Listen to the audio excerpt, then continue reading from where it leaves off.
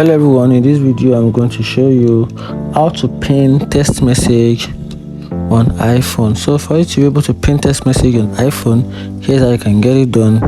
First off, open your messaging app on your iPhone, then you locate the person's message, particular message you want to pin. So right now I'm just going to pin this particular person, which is Ine. I'm just going to hold on, I'm just going to click on the messaging app, which is this particular person.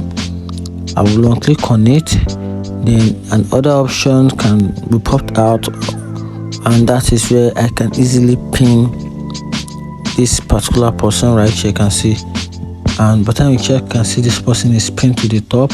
And also this particular person, if I want to pin this particular person also, I'll just long click on the person's message, then I can easily click on pin, and that's it.